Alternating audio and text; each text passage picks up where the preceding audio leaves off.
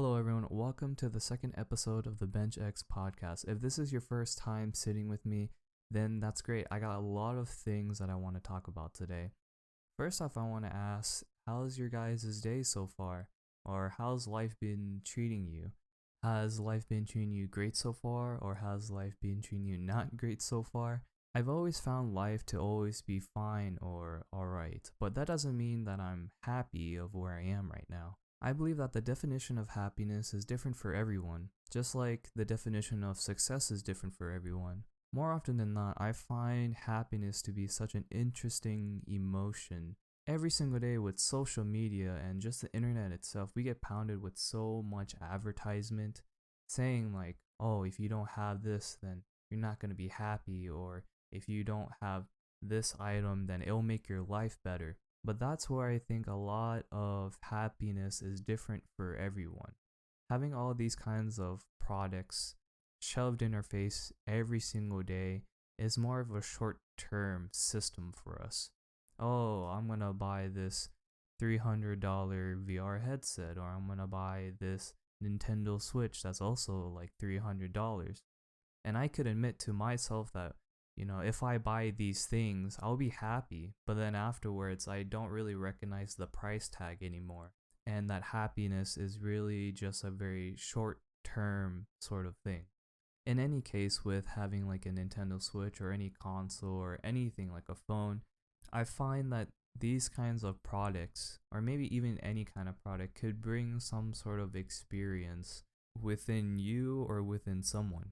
Having a console, for example, can bring you more experiences with other people because you're bonding with them, you're meeting with them, you're chatting with them, and depending on what game that you play with them, or whatever game that you play by yourself, you get so immersed by it that it sort of leaves a genuine or novelty, or at least I can even say like a scar within yourself, that this game has such a great storyline that it actually means something to you. Recently, I've been playing Nier Ultima, and it's been so many years since this game has come out, and it's like a really, really heavy, rich story type of video game. I've only reached one ending so far, and all I can say is every single time when I have a session, I get so immersed by it, and it's so many different factors for why I feel this way, and maybe for other players as well. One main factor that I found is music and sound. If we did not have these two things, then I believe that we cannot be so immersed in it whatsoever. I can say that Nier Ultima has been the first single player game that I've actually sat down and actually focused on playing it. It's actually pretty funny because I've listened to the Nier Ultima OST first and then played the game.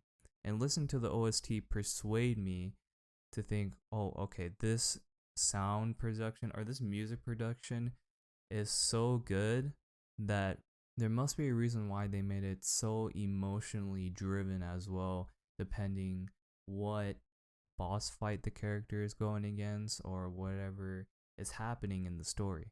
If you haven't played the game yet, I highly recommend it. It's so good. The combat is so smooth, it's so nice, it's fast paced, but again, the story is what's gonna drive you to play more. But back to what I wanted to say, I feel that I become so aware as to things that I buy nowadays. And what I mean by that is, how long am I going to use this for? And is it going to actually be useful for a very long-term thing? And thirdly, is this product going to satisfy me? Is it going to make me happy? Most of the time, they make me happy for like a week or two, and then I sort of forget about it. And it's so interesting because I really hate that we sort of buy mindless things of, oh, I'm gonna buy this, and then there's no use for it long term, and then you sort of just waste your money afterwards, right? These are basically the things that I think about, because besides of being cost efficient, a lot of products these days are just like that they don't really satisfy me, or they're just like, hey, I'm gonna scam you for this high quality advertisement and I'm just here to take your money. That's how I see it. Personally, for me, I don't find happiness in a lot of things that I buy. It's more so of what I can utilize, or I just think of them as a tool. The better the tool, then the better the product or whatever I'm going to make or whatever I'm going to feel that day, the outcome would be better if I had this. It's just handy. I tend to find happiness, and this is going to sound weird, but I find happiness is through struggle. What I mean by that is struggle is the motion for you to get to the other side, to finally see the quote unquote destination or your goal. A lot of people already heard the saying, it's not about the destination, it's the journey. And I 100% believe in that. I can give you just a gamer's perspective. If you played against a very hard boss and it took you days, or probably even took you hours, that the journey is the struggle. But then once you finally get to the destination, you're finally able to look back and find that you're able to go over the hurdle of struggle, and you're finally able to understand what you went through, and at the end of it, you can look past it and like, wow, I did that, and I've come so long, I've grown so much. And I think that right there is the happiest moment, because once you do it again, it won't be such a struggle anymore, right? In my experiences, when I say this, is through Blender. Blender has a lot of challenges. There's a lot of things you need to learn. Again, when you go in Blender, it's literally so many choices, so many things that you have to learn. And that's the struggle that I'm talking about. You need to struggle to find your own system. You need to struggle to find your own workflow. And once you find that workflow, it becomes such a relief. It becomes that happiness, to me at least.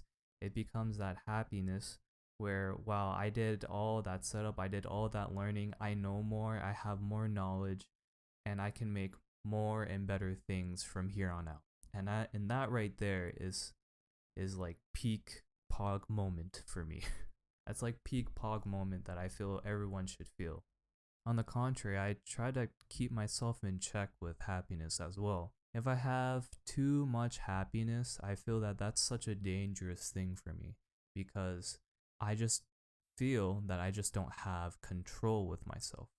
It's just like when you drink alcohol. When you drink a lot of alcohol, your system starts to fail, or at least you can say your liver literally just starts dying on you, and you can't control yourself to the point that if you drink so much of it, and this is where they say that you become blackout drunk, and then you act how you want to act.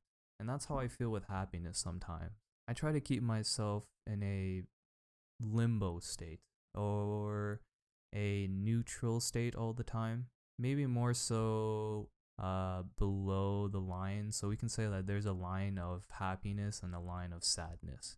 I try to be a bit submerged in the sadness or below sadness. I feel that, at least from my mindset, I want to try to understand everything, try to understand people's struggles, then really understand people's achievements. I want to understand more of their journey than their destination. There's a lot of things and internal conflicts that they have that externally that happens to them, but we just don't see that internally. And if I ever get the chance to understand their internal structure or their own conflicts, then all assumptions that I probably had with them, all the biases that I had, if I ever heard, gossip from other people, literally will go away. It's just one thing or another, and this is going to sound harsh, but it's like, why would I care so much about other people when if I'm having a hardship with myself, I should really take care of myself first than other people, right? And a lot of people would say that. As soon as I finally defeat my demons inside of me, then I can actually go and help out other people. And that's what I really at least hope and try to do with this podcast as well. In this world, or even in our world, or even your world, things are unfair, things are tough. And sometimes I like to tell people it's fine to be selfish with yourself and don't really care about other people at all. Because the moment that you fight your inner demons or you fight your internal conflicts, then you can literally do anything. You can finally not care about if someone says, oh, you can't do this or you can't do that. But the moment that you selfishly think about yourself, or the moment that you reflect on the things that you've done in the past, then I think you can have the habit or even the discipline to tell someone, hey, I don't think this is right. Hey, I don't think we should do this, because you have your own beliefs, you have your own experiences. People are not going to understand what you went through for you to get to where you are today. And what I also mean by like being selfish to yourself is, don't hurt other people. That's the number one thing. But also firmly understand that if you don't want to do something, just say no. Such an environment, such a thing that you feel uncomfortable doing, it's also good to know and understand your own boundaries, to just say no.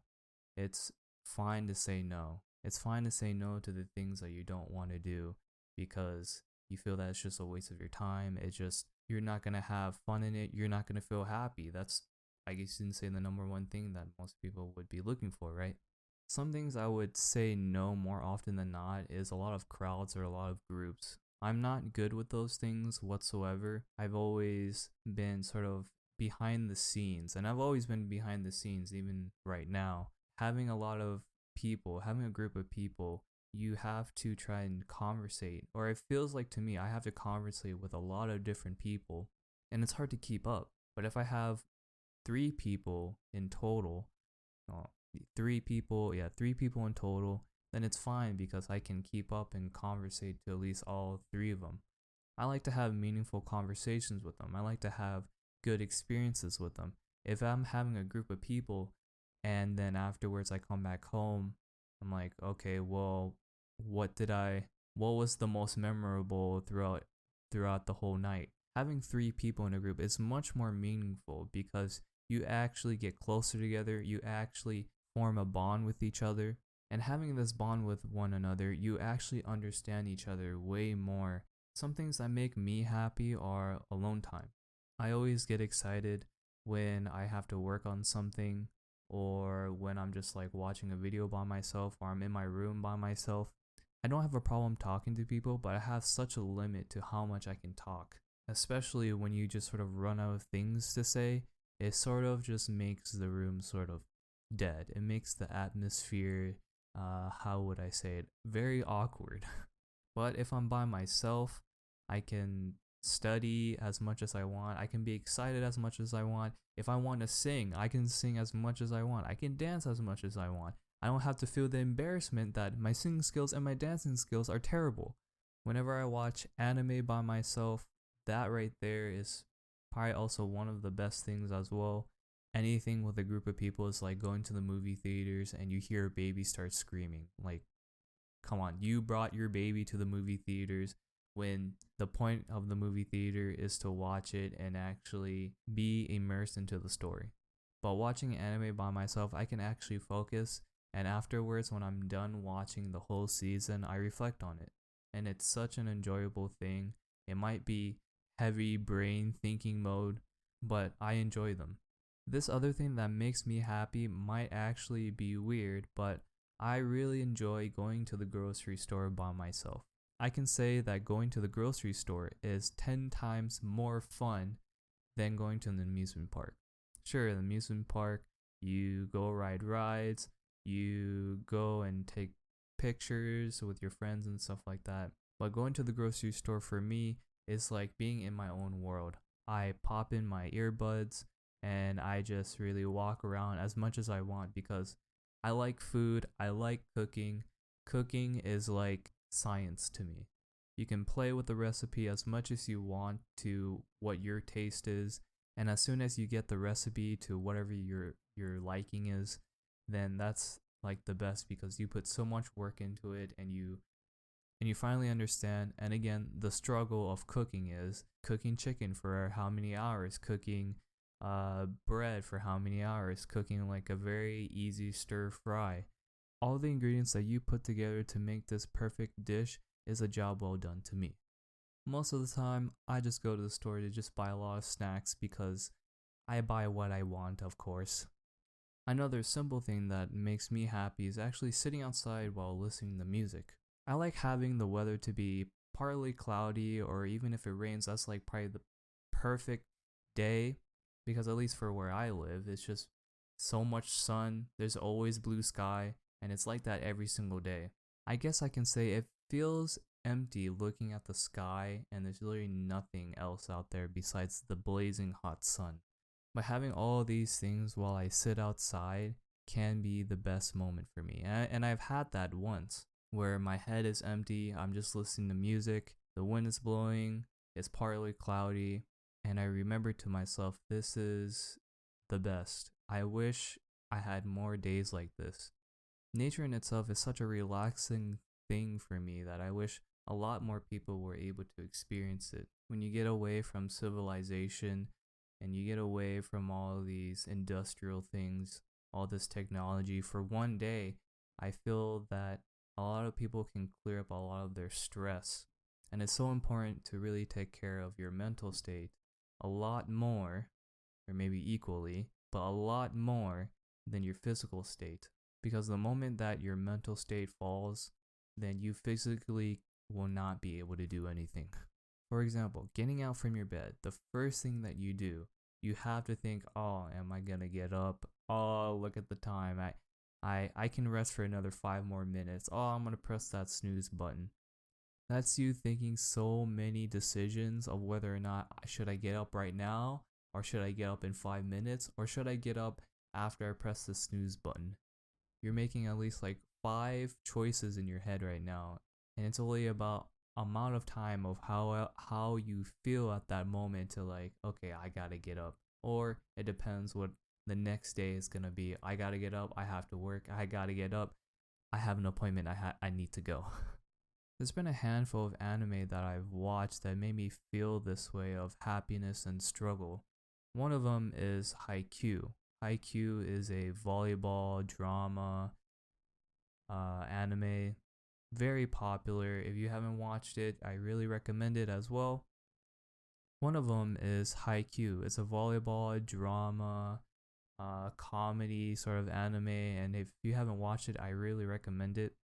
There is this scene that made me define this feeling, and this is going to be like pretty far into the anime, like season 3. Don't really want to try to give spoilers, but I guess you can say that a lot of volleyball is you hit the ball, you block the ball, you try to pick up the ball again, you dig the ball, and that's more so what volleyball is in general. In season 3, there is this character where he blocks the ball, and it's gonna sound so funny, and I can already hear people laughing or something like that in my head because I've told my friends about this, but he blocks the ball, but this moment is the moment where I actually cried. But it isn't where I cried to the point of sadness. It was the point of the feeling of struggle, the feeling of happiness for that character. Sure, he might have just blocked a ball, but when you go through that character's storyline from season 1 all the way to season 3, you can tell how much that character developed throughout the season. Maybe I'll put a clip in the description or something like that. In this moment when he was still trying to figure out why he was still in the club of just playing volleyball, and you go through his storyline and he finally blocks the ball, and this is probably where it gets everyone, where he starts screaming and he starts yelling out of frustration and anger. In that scene alone, you can feel his struggle. Sure, you can laugh about how a person just blocked the ball. This was what was really meaningful to me, and throughout the other handful amounts of anime that I've watched that go through this same sort of thing. I really appreciate the term of it's not about the destination, it's about the journey. To give you another story, I've actually experienced this as well, even way before I watched this anime. So back in high school, I took 3 years of video production. At first, I wasn't really into doing a lot of this film stuff at all, but I still kept doing it because I actually enjoyed making all these videos from scratch, and I was able to put all of my ideas into one video. Eventually, over time, I got more motivated to keep making these videos for like the school announcements and stuff like that. And eventually, I was able to be on the school announcements as well. And again, I was more of the behind the scenes sort of type of guy, and that's where I started. And then afterwards, I started being in front of the cameras as well. And over these past 3 years of me doing video production, I was able to go to school events for free, where I just go film a segment, I go interview some people, I go in the classroom to edit more videos, and I get to pick the specific music that I want that would set the mood for the video, and then show it and broadcast it to everyone in the school. In both ways, I felt very satisfied putting up a video on the school announcement, but also just like, yeah, I'm just gonna do this so that I can get a grade and get this out of the way. And eventually, when I got to the third year of video production, I would stay after school to finish the video. I would think of more video ideas and stuff like that. And to me, it was very rewarding because I was able to record, go to different classrooms, see what other students were thinking about, even though I wouldn't really get much of a response. But other than that, it was still fun regardless. And it got to the third year of video production. This is my senior year of high school. And I was invited to be in this award show. I was like, huh? In an award show? I'm going to get something? And at this time, I was in some sort of program. And I thought, oh, it's probably because of the program that I'm in, and I might get something with this. And I wasn't expecting this. I didn't expect my video production teacher to walk up on the podium. He would say these things. I'm going to say this after. But he would give a speech, and I didn't expect myself to get an award for video production for being the best student of the year for video production at all. Because in the classroom, I was quiet. I just did my work and I turned it in. And the words that my teacher gave his speech to everyone was very meaningful, very, very meaningful to me. This student, he gets his work done, but he's very silent, but he creates very good videos and something along the lines of that. And as soon as I heard my name, I was like really surprised. I went up to the podium, I shook his hand, I grabbed the award, and I walked back down. As soon as I got back to my seat, I was like looking down at the award, and I kid you not, I was about to be the brink of tears, because I'm about to be the brink of tears right now actually. I was at the brink of tears seeing this award in front of me because I was not expecting to get this whatsoever. I was just thinking back of all those videos that I've made, all of the amount of struggle that I've gone through, and I was like, oh my gosh, I need to, and I did, and I posted it on social media saying, I got this, dude, I'm about to cry. And as of today, I wish that I could get that experience once again. I don't tend to show off to people. I don't tend to brag to people at all. All I really care about is just doing my work, putting in the work, and showing it to people and see how they feel about it. In my eyes, I don't see no point to showing off to people. I don't see no point to bragging it to people. If it makes them happy, and whatever the work that I do that makes them happy, I'm going to keep producing it. Now, I guess I can say I have some words for who's ever's listened to this.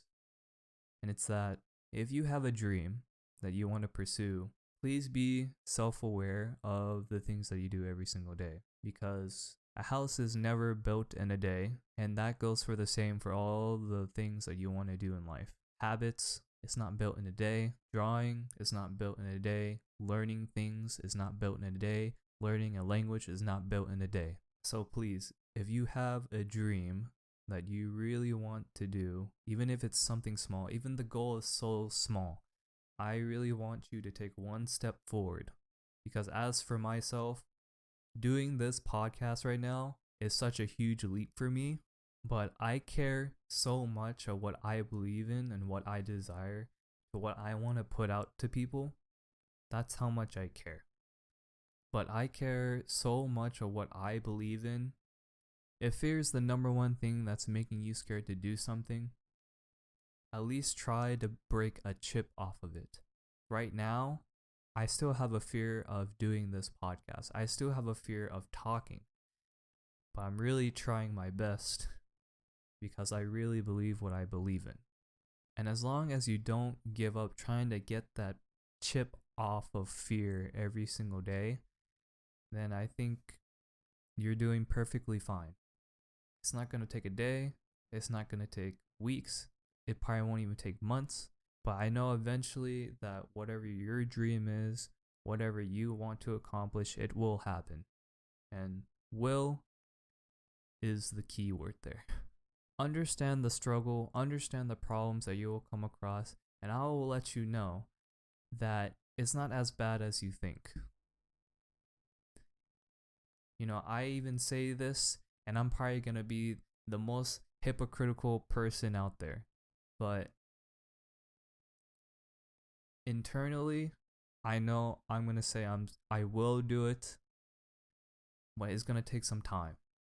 As long as you keep saying I will do this, I will do that, I know eventually it will come around.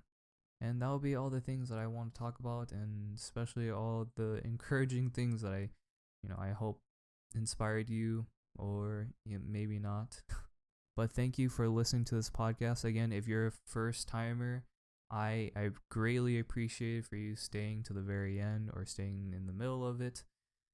If you are a person that's second time that came around, again, I appreciate it again.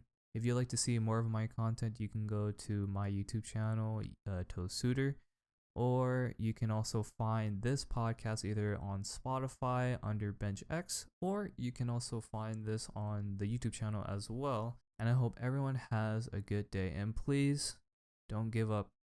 Don't give up. See ya.